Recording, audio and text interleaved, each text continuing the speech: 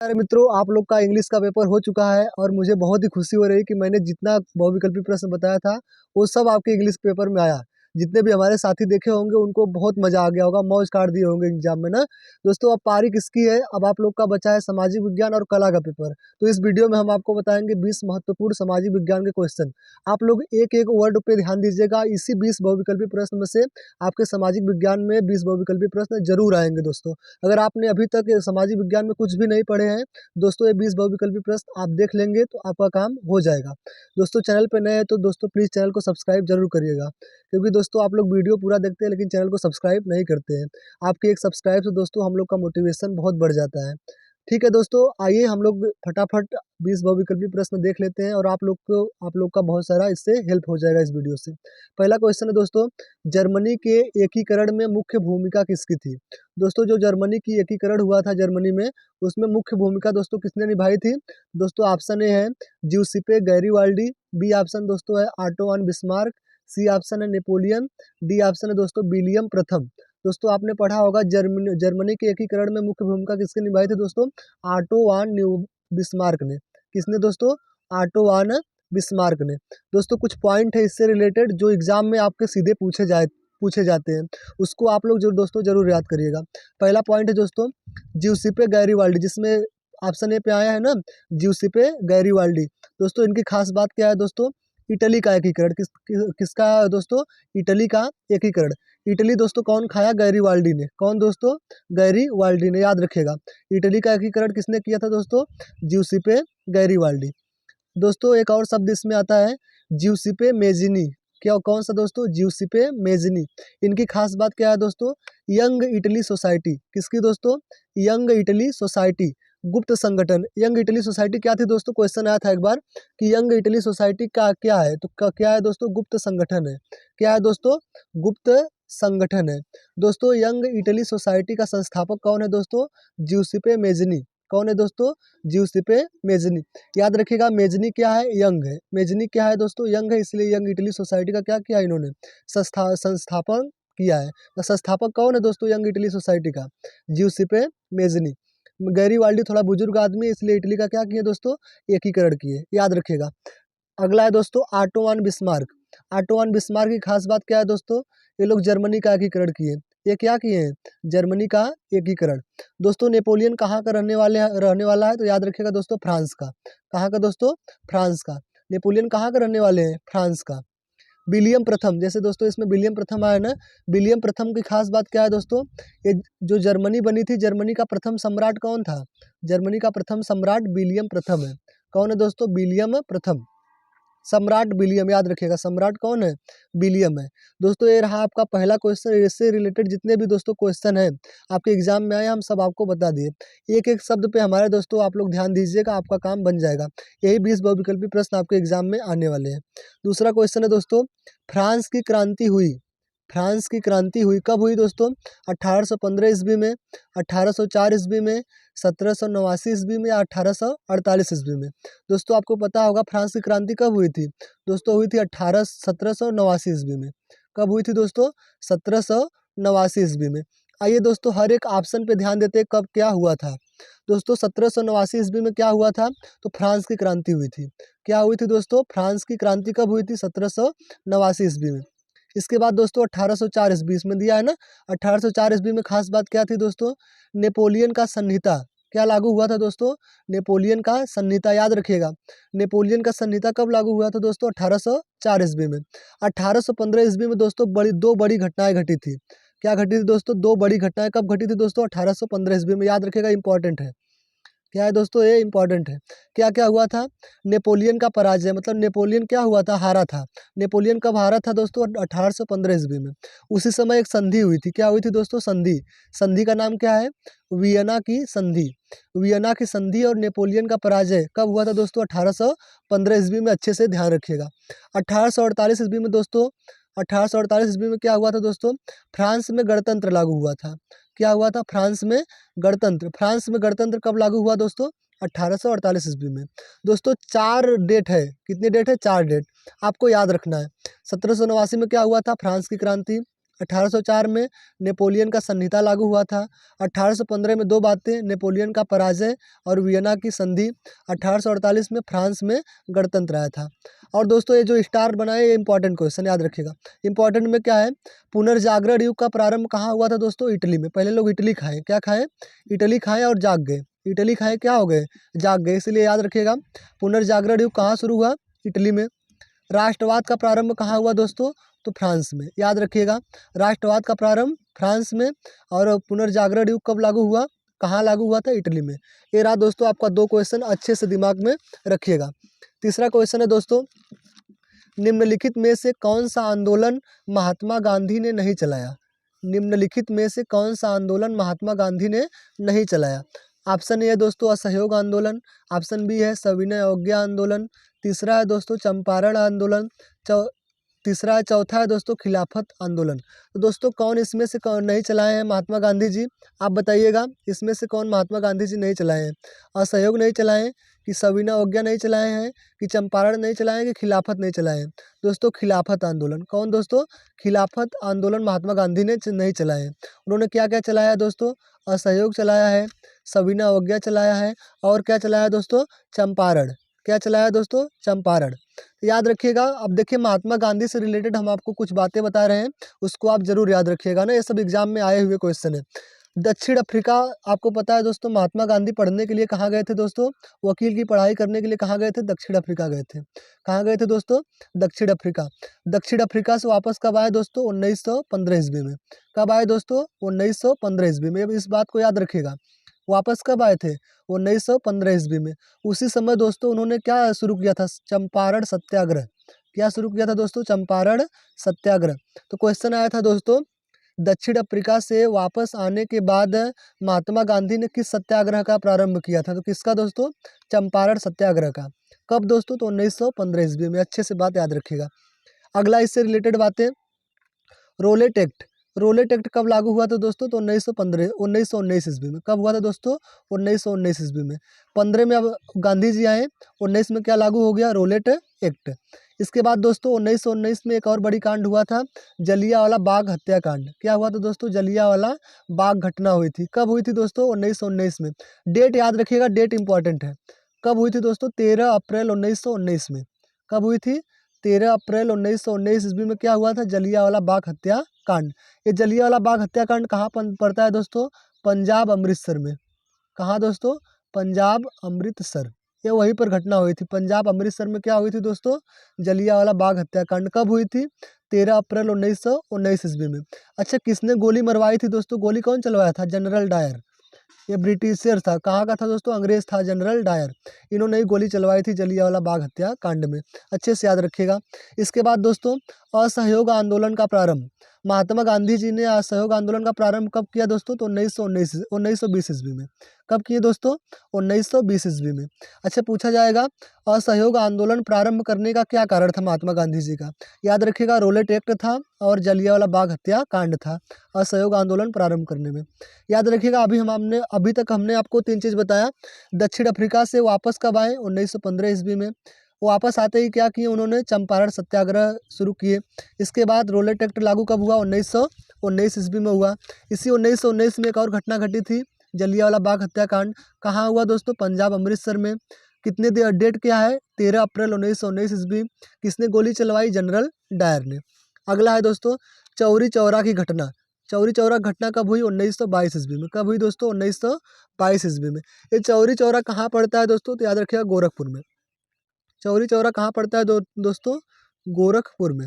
गोरखपुर में चौरी चौरा घटना हुई 1922 ईस्वी में। इसके बाद दोस्तों सविनय अवज्ञा आंदोलन। कौन सा आंदोलन दोस्तों? सविनय अवज्ञा आंदोलन कब चलाया गया था? 1930 ईस्वी में। किसके द्वारा? महात्मा गांधी के द्वारा। ये अच्छे से बात आपको क्या करना है? दिमाग में रखना है। ये बात अच्छे से दिमाग में रखिएगा। कुछ और बातें दोस्तों हैं, उसको भी ध्यान देना है आपको। करो या मरो का नारा किसने दिया था दोस्तों? महात्मा गांधी जी ने। किसने दिया था? महात्मा गांधी जी ने।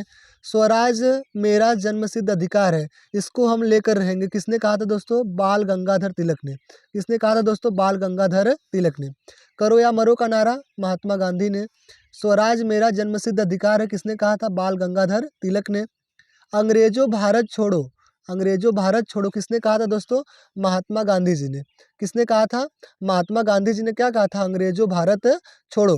वंदे मातरम किसने कहा था? बंकिम चंद्र चटर्जी जी ने। किसने कहा था दोस्तों? बंकिम चंद्र चटर्जी जी ने। बंकिम चंद्र चटर्जी जी ने क्या कहे थे दोस्तों? वंदे मातरम। आनंद मठ उपन्यास याद रखिएगा, इंपॉर्टेंट है। आनंद मठ उपन्यास किसने लिखा था? बंकिम चंद्र चटर्जी। मतलब बंकिम चंद्र चटर्जी से दो रिलेटेड बातें याद रखिएगा। वंदे मातरम गीत बंकिम चंद्र चटर्जी, आनंद मठ उपन्यास है किसने लिखा? बंकिम चंद्र चटर्जी जी ने। बारदौली सत्याग्रह, बारदौली सत्याग्रह किसने चलाया था? सरदार वल्लभ भाई पटेल। कौन चलाया था दोस्तों? सरदार वल्लभ भाई पटेल। अच्छे से याद रखिएगा, बारदौली सत्याग्रह सरदार वल्लभ भाई पटेल, लेकिन चंपारण सत्याग्रह महात्मा गांधी। समझ रहे हैं ना? बारदौली सत्याग्रह सरदार वल्लभ भाई पटेल जी ने और चंपारण सत्याग्रह महात्मा गांधी जी ने। इसके बाद दोस्तों हिंद स्वराज नाम की एक पुस्तक है। क्या है? हिंद स्वराज नाम की पुस्तक किसने लिखी है दोस्तों? महात्मा गांधी ने। किसने लिखी है? महात्मा गांधी ने लिखा है हिंद स्वराज पुस्तक। अच्छे से दिमाग में रखिएगा। इसके बाद दोस्तों ये दो क्वेश्चन बहुत इंपॉर्टेंट है। भारतीय राष्ट्रीय कांग्रेस की स्थापना कब हुई थी दोस्तों? 1885 ईस्वी में। कब हुई थी? 1885 ईस्वी में क्या हुआ था? भारतीय राष्ट्रीय कांग्रेस की स्थापना हुआ था। भारतीय संविधान कब लागू हुआ था दोस्तों? 26 जनवरी को। 26 जनवरी 1950 को। कब दोस्तों? 26 जनवरी 1950 को क्या लागू हुआ था? भारत का संविधान। दोस्तों ये रहा आपका 3 क्वेश्चन, लेकिन दोस्तों याद रखिएगा ये 20 क्वेश्चन ही नहीं है। इसमें जितने भी क्वेश्चन आपके एग्जाम में आए हुए हैं और जितने भी आने की संभावना है, हम सब आपको करवा रहे हैं ना। तो बस आप हर एक बात को ध्यान में रखिएगा, आपका काम बन जाएगा। चौथा क्वेश्चन दोस्तों, आर्थिक महामंदी, आर्थिक महामंदी का प्रारंभ किस वर्ष हुआ था? आर्थिक महामंदी का प्रारंभ दोस्तों कब हुआ था? 1914 ईस्वी में हुआ था, या 1919 ईस्वी में हुआ था, या 1929 ईस्वी में हुआ था, या 1922 ईस्वी में हुआ था? दोस्तों दिमाग में रखिएगा अच्छे से, जो आर्थिक महामंदी था वो प्रारंभ हुआ था 1929 ईस्वी में। कब हुआ था दोस्तों? 1929 ईस्वी में क्या हुआ था?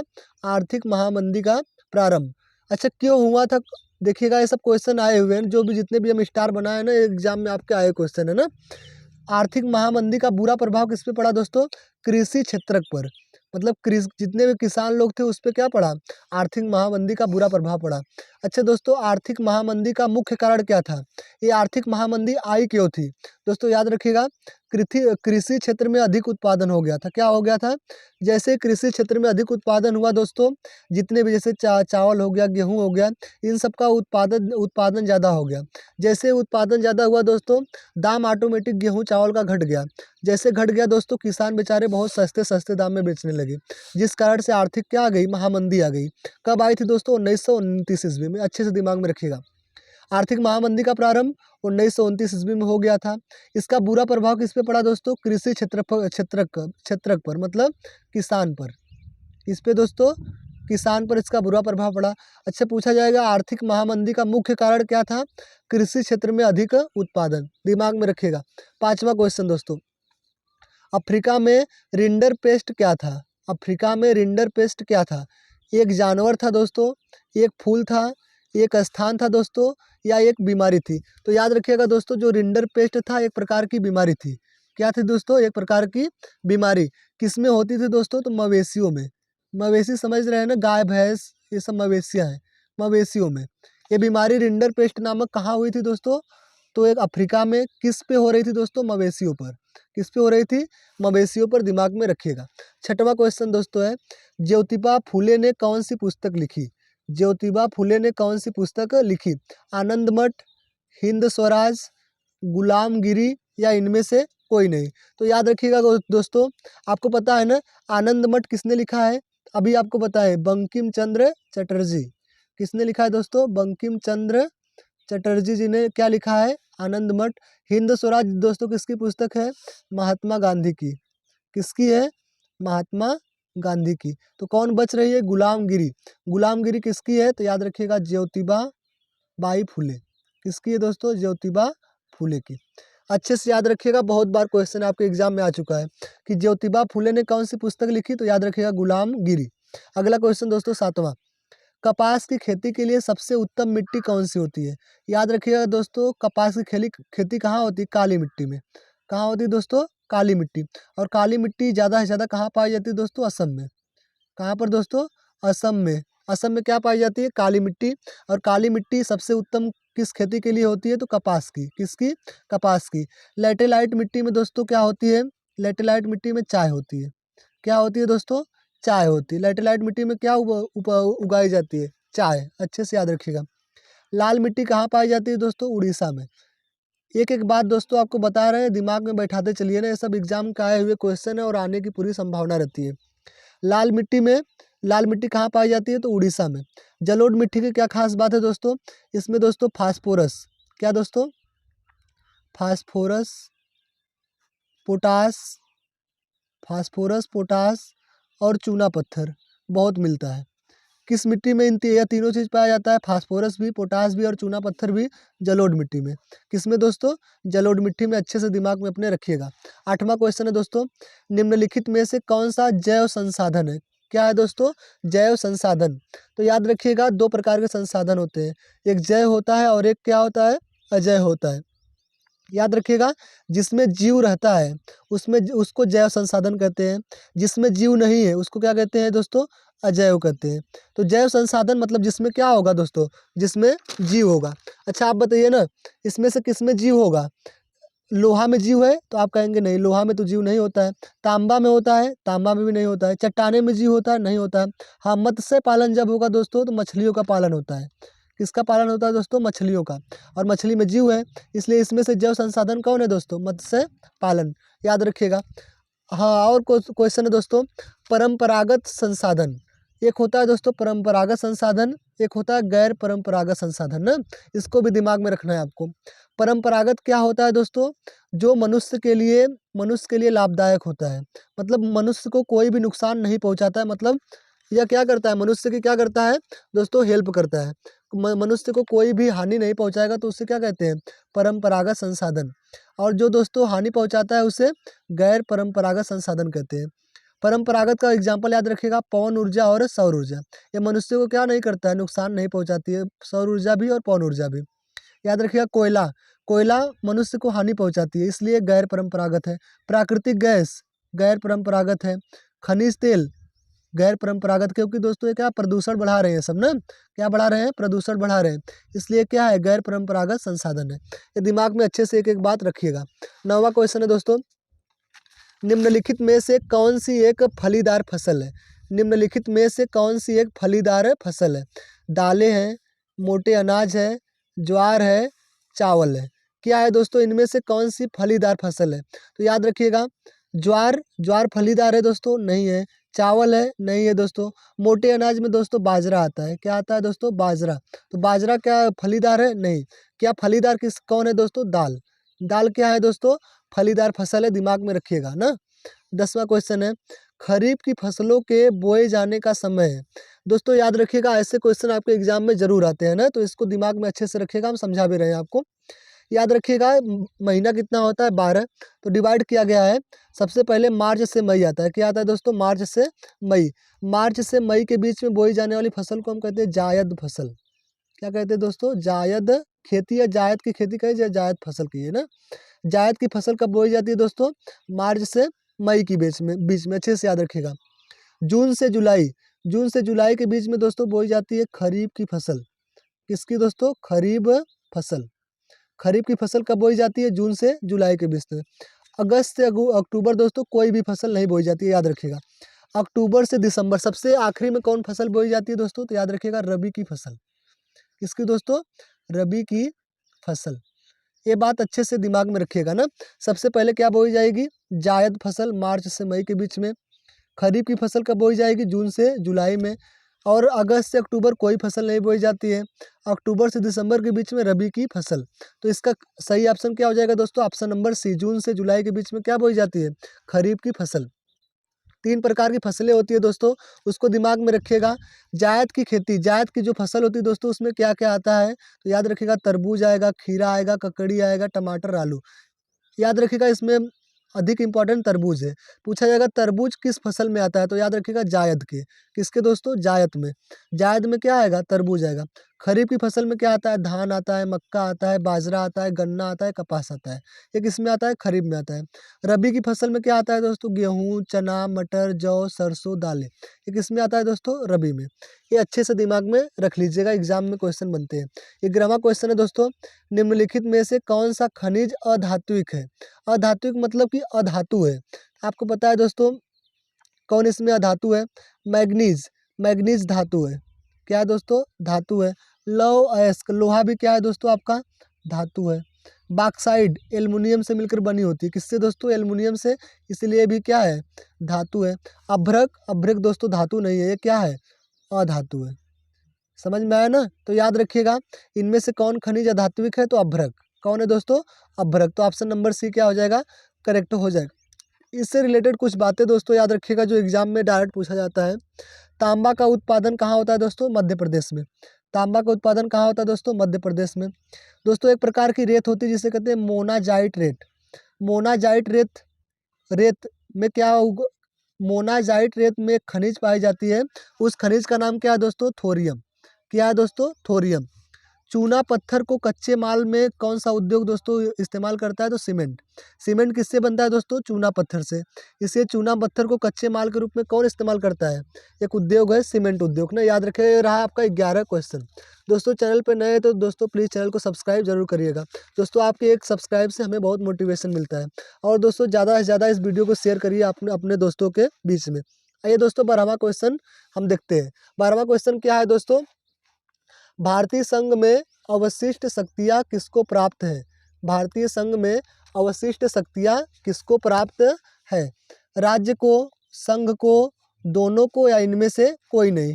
तो याद रखिएगा दोस्तों, जो अवशिष्ट शक्तियाँ होती है वो अपने संघ को प्राप्त है। किसको प्राप्त है दोस्तों? संघ को। कौन सी शक्तियाँ प्राप्त है? तो अवशिष्ट शक्तियाँ किसको प्राप्त है दोस्तों? संघ को। राज्य को नहीं पता है, समझ में आया कि नहीं? इसको नहीं प्राप्त है। किसको प्राप्त है? संघ को प्राप्त है। याद रखिएगा, अवशिष्ट शक्तियाँ संघ को। 13वां क्वेश्चन है, निम्नलिखित में से कौन सा संघीय सूची का विषय है? याद रखिएगा दोस्तों, 3 प्रकार की सूची होती है। एक संघीय सूची, एक राज्य सूची और एक क्या होती है? समवर्ती सूची। याद रखिएगा, संघीय सूची में केंद्र सरकार जो कानून बनाती है, और राज्य सूची में राज्य बनाती है, और समवर्ती सूची में दोनों बनाते हैं।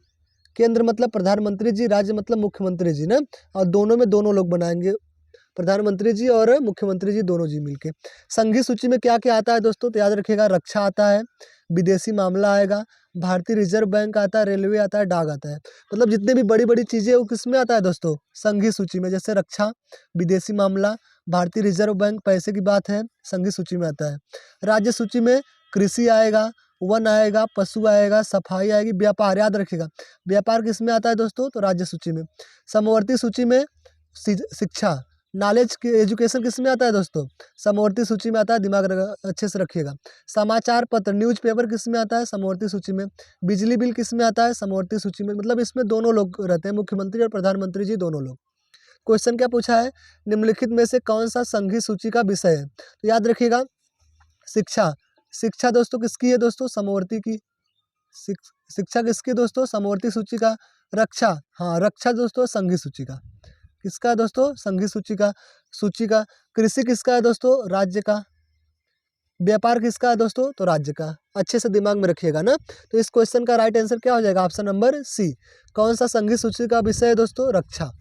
14वां क्वेश्चन है दोस्तों, लोकतंत्र के मूल्यांकन की दृष्टि से निम्नलिखित में से कौन सा बिंदु लोकतांत्रिक व्यवस्थाओं के अनुरूप नहीं है? मतलब दोस्तों लोकतंत्र में कौन सी व्यवस्था नहीं आती है? स्वतंत्र और निष्पक्ष चुनाव। हाँ दोस्तों ये तो आती है। ये किस में आती है दोस्तों? ये आती है आपके लोकतंत्र में आता है। इसके बाद व्यक्ति की गरिमा, हाँ व्यक्ति की इज्जत की भी बात की जाती है लोकतंत्र में। कानून के समक्ष समानता, हाँ सबको समान अधिकार है, ये भी आता है। क्या नहीं आता है दोस्तों? कौन अनुरूप नहीं है? देखिए क्वेश्चन पूछा है, तो बहुसंख्यकों का शासन। क्यों दोस्तों? ये वाला ऑप्शन क्या हो जाएगा? करेक्ट आंसर हो जाएगा, बहुसंख्यकों का शासन। है ना दोस्तों? लोकतंत्र के लिए क्या क्या इंपॉर्टेंट है? मतलब लोकतंत्र होने के लिए क्या क्या चाहिए? स्वतंत्र और निष्पक्ष चुनाव होना चाहिए, हर व्यक्ति की अपना इज्जत या गरिमा होना चाहिए। कानून के समक्ष सबका क्या होना चाहिए, समानता होना चाहिए, भेदभाव नहीं होना चाहिए। तो यहाँ पर ऑप्शन नंबर सी में क्या दिया है, बहुसंख्यकों का शासन। क्यों दोस्तों, अल्पसंख्यक शासन नहीं करेंगे, करेंगे, इसलिए ऑप्शन नंबर डी क्या हो जाएगा, गलत हो जाएगा, मतलब सही हो जाएगा। तो ऑप्शन नंबर सी बहुसंख्यकों का शासन। 15वां क्वेश्चन है, एक वस्तु का अधिकांशतः प्राकृतिक प्रक्रिया से उत्पादन कहा जाता है। प्राथमिक क्षेत्रक, द्वितीयक क्षेत्रक, तृतीयक क्षेत्रक, असंगठित क्षेत्रक। तो इसको दोस्तों दिमाग में रखिएगा, ऐसे क्वेश्चन एग्जाम में आपके आते हैं। 3 प्रकार के क्षेत्र होते हैं, मान लीजिए 4 प्रकार के। एक होता है प्राथमिक क्षेत्रक, एक होता है द्वितीयक और एक क्या होता है तृतीयक, एक होता है असंगठित क्षेत्रक। प्राथमिक क्या होते हैं दोस्तों, जितने भी प्राकृतिक वस्तुएं हैं, जितनी भी प्राकृतिक वस्तु किस क्षेत्र में आते हैं, प्राथमिक क्षेत्र में आते हैं। जैसे खेती, खेती तो प्रकृति का दिया हुआ हमारे उपहार है, गिफ्ट है ना, इसलिए किस में आएगा, प्राथमिक क्षेत्र में आएगा। डेयरी या दूध किस में आता है दोस्तों, प्राथमिक में ही आता है, याद रखिएगा। खेती, डेयरी या दूध किस में आता है, प्राथमिक क्षेत्र में आता है। और एक क्या है, प्राकृतिक वस्तु है। द्वितीय क्षेत्र में क्या आते हैं दोस्तों, प्राकृतिक वस्तु को परिवर्तित किया जाएगा। जैसे खेती से कपास खेती में क्या उगाया जाता है, कपास। कपास से क्या मिलता है, प्राकृतिक चीज हो गई ना कपास। कपास से हम कपास को हम परिवर्तन किस में कर देंगे, रेशे में, याद रखिएगा। खेती से गन्ना होता है, गन्ने को हम परिवर्तित किस में कर देंगे, चीनी या गुड़ में। मतलब प्राकृतिक वस्तु का परिवर्तन किस में होता है दोस्तों, द्वितीयक में, अच्छे से याद रखिएगा। तृतीयक क्या होते हैं, तृतीयक संसाधन होते हैं। क्या होते हैं, संसाधन। जैसे परिवहन, संचार व्यवस्था, परिवहन हो गया, संचार व्यवस्था हो गया, किस में आएंगे, तृतीय क्षेत्रक में आते हैं। अच्छा याद रखिएगा, जो तृतीय क्षेत्रक होते हैं उसे एक और क्षेत्रक कहते हैं, सेवा क्षेत्रक। सेवा क्षेत्रक किसे कहते हैं, तृतीय क्षेत्रक को कहते हैं। जैसे सेवा क्षेत्रक में आते हैं डॉक्टर, मास्टर, इंजीनियर, ये सब किस में आते हैं, ये सब सेवा देते हैं। तृतीय क्षेत्रक है ना, संसाधन का काम करते हैं, अच्छे से दिमाग में रखिएगा। तो एक वस्तु का अधिकांशतः प्राकृतिक प्रक्रिया से उत्पादन कहा जाता है। क्या कहा जाता है, तो प्राकृतिक वस्तु इसमें से क्या है दोस्तों, प्राथमिक क्षेत्रक में पाए जाएंगे। कहाँ पर पाए जाएंगे, प्राथमिक क्षेत्रक में। तो ऑप्शन नंबर 1 क्या हो जाएगा, करेक्ट आंसर हो जाएगा। असंगठित क्षेत्रक क्या होते हैं, जो सरकार के साथ पंजीकृत नहीं होते हैं। असंगठित क्षेत्रक क्या होते हैं, जो सरकार के साथ सीधे तालमेल नहीं रखते, वो मजदूर होते हैं। मजदूर किस में आते हैं, सरकार के साथ पंजीकृत नहीं करते हैं, मतलब वो सरकारी नहीं रहते, तो मजदूर कैसे हैं, असंगठित क्षेत्रक में आते हैं, दिमाग में रखिएगा। 16वां क्वेश्चन क्या है, विश्व व्यापार संगठन की स्थापना कब हुई।